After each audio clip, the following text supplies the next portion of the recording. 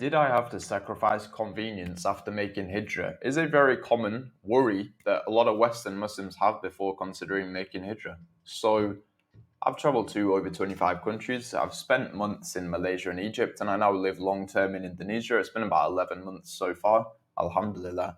So, I am also very much focused on productivity, on being efficient. And yeah, this topic was highly important to me before deciding where to make Hijrah to. So if you're watching the video, it's probably a similar interest and a similar worry for yourself.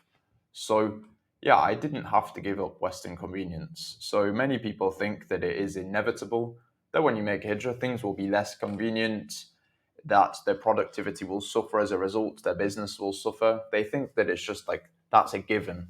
But it really depends where you go to. If you go to Gambia, if you go to Algeria, if you go to Egypt, etc., things will be less convenient. But if you go to Malaysia, you go to Indonesia, I've found things to arguably be more convenient. In Malaysia and Indonesia, I've found things to be so much more convenient than they were even for me in the West. So I still have food delivery apps in Indonesia, still have grocery delivery, parcel delivery, big malls. Jakarta has the most malls in the whole world, and so do the surrounding cities. They've got loads of malls, like big malls. Loads of luxury stores, general clothing stores, anything, any clothing store you'd find back home, I find to be here. Taxis, good Wi-Fi, nice homes, consistent electricity, etc. So I really have found every one of these to be better than they were for me in the West. Food delivery apps are way better. You've got way more options. It's usually free delivery. Every single chain you could think of from the West, you've got here. And there's so much other stuff as well, local stuff.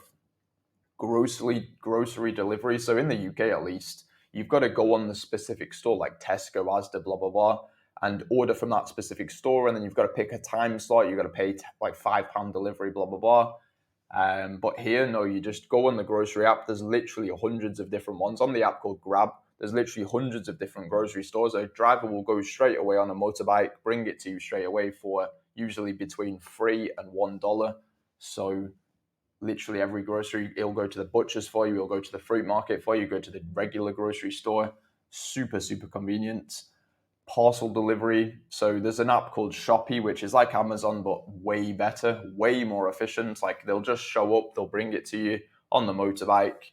It's usually free delivery and it's extremely ridiculously cheap. So parcel delivery also so convenient. Big malls. So in the UK, there's not really many big malls. I don't know about the US, but in the UK, there's not really any big malls. Like, sure, you've got like Manchester, you've got the Trafford Centre, just one. Basically, you've got like you've got also the Arndale, but you've got basically two big malls in Manchester. That's it.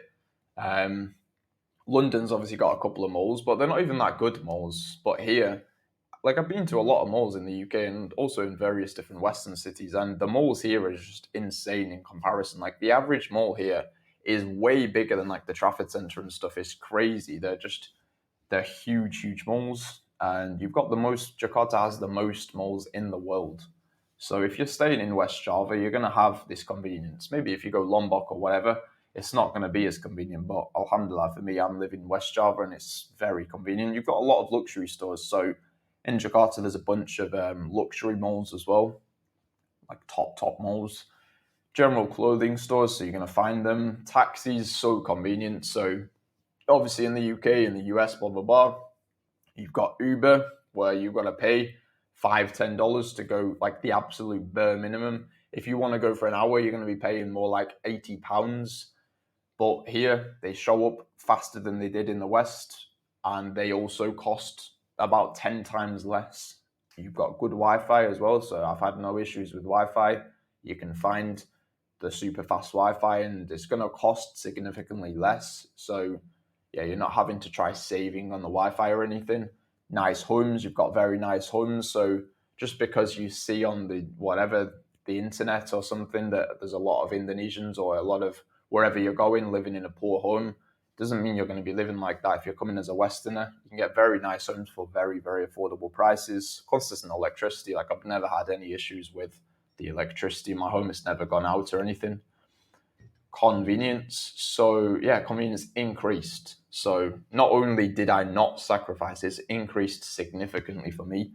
So when your cost of living drops to $1,000, you can remove so much inconvenience from your life. And that's generally what productivity is about. It's more about removing distractions than it is adding different things. So for context, $1,000 a month already gives you a very good baseline of convenience. It gets you a very nice, spacious home. This is in Indonesia, and the similar applies to a lot of. Well, not to be honest, no. A similar applies to Malaysia, but Indonesia is kind of one of its own in terms of this. From what I've seen, I know the Gulf is more expensive. All groceries delivered for $1,000 a month. Restaurant food regularly delivered. Taxis whenever you want them, and this is for two people as well, not even one. So it's already highly convenient.